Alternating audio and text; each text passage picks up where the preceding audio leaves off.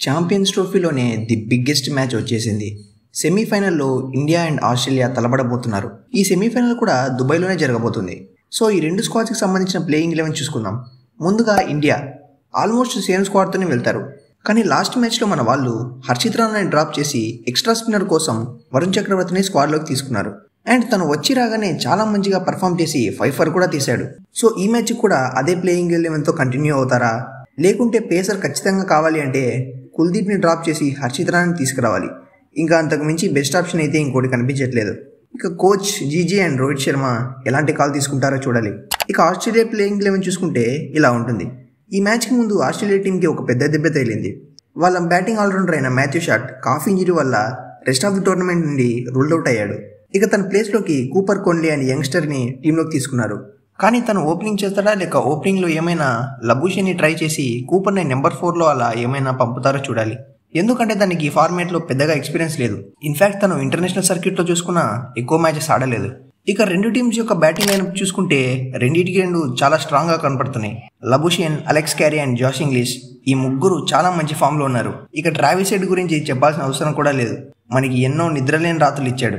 ఇక Steve Smith and Maxwell వీళ్ళకి కూడా మన ఇండియా మీద చాలా మంచి రికార్డ్స్ ఉన్నాయి. ఇక మన వాళ్ళు చూసుకున్న శుభ్మన్ గిల్, శ్రేయస్ అయ్యర్ అండ్ అక్షర్ పటేల్ ఎక్సలెంట్ ఫామ్లో ఉన్నారు. ఇక మన సీనియర్ ప్లేయర్స్ అయిన రోహిత్ శర్మ, విరాట్ కోహ్లీ అండ్ జడేజా ఈ ముగ్గురు కూడా ఈ మ్యాచ్ కోసం స్టెప్ అప్ అవ్వాలి. మెయిన్గా రోహిత్ శర్మ బ్యాట్ నుంచి ఆ స్టార్ట్ అనేది ఎంతో క్రూషియల్. ఇలాంటి పిచ్చెస్ మీద తన పవర్ ప్లేలో క్విక్ ఫైర్ అవుతే నెక్స్ట్ వచ్చే బ్యాట్స్మెన్కి ఆ ఫ్లో అనేది ఈజీగా ఉంటుంది. ఇక విరాట్ కోహ్లీ కూడా ఆస్ట్రేలియా మీద చాలా మంచి రికార్డ్స్ ఉన్నాయి. తను వాడిన 49 ఓడిఐ మ్యాచెస్లోనే 2367 పరుగులు చేశాడు. 53 యావరేజ్ ఉంటే 8 సెంచరీలు మరియు 14 హాఫ్ సెంచరీలు ఉన్నాయి.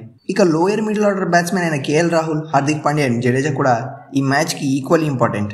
మీకు ఫన్ ఫ్యాక్ట్ చెప్పాలంటే హార్దిక్ పాండ్యా ప్లేయింగ్ 11లో ఉన్నప్పుడు మనం ఆస్ట్రేలియాకి అగెనిస్ట్గా ఒక్క మ్యాచ్ కూడా ఓడిపోలేదు. సో ఈ మ్యాచ్లో కూడా అదే జరగాలని కోరుకున్నాం. ఇక రెండు టీమ్స్ యొక్క బౌలింగ్ లైనప్ చూసుకుంటే ఇండియన్ టీం చాలా మంచిగా కనపడుతుంది. ఎస్పెషల్లీ మన స్పిన్నర్స్ ప్రతి మ్యాచ్లోనూ అపోనెంట్ బ్యాట్స్మెన్ని డామినేట్ చేస్తున్నారు.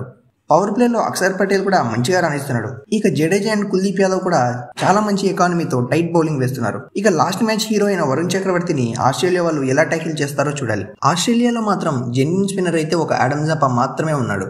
ఇక తనకి తోడుగా అంతో ఇంతో మ్యాక్స్వెల్ అని షాట్ వేసేవాళ్ళు. కానీ ఇప్పుడు మాథ్యూ షాట్ కూడా రూల్ అవుట్ అయ్యాడు. ఇక పేసర్స్ చూసుకున్న మన టీంలో షమి అండ్ హార్దిక్ ఉన్నారు. ఇక ఈ మ్యాచ్ కి హర్షిత్ రాణాని తీసుకుంటారో లేదో డౌటే. సో షమి వచ్చి ఇనిషియల్ ఓవర్స్ లో ఆ బ్రేక్ త్రూ అందిస్తే చాలా బాగుంటుంది. ఫస్ట్ మ్యాచ్ లో బంగ్లాదేశ్ కి అగెనెస్ట్ గా 5 తీసినా ఆ తర్వాత పెద్దగా వికెట్స్ పడలేదు.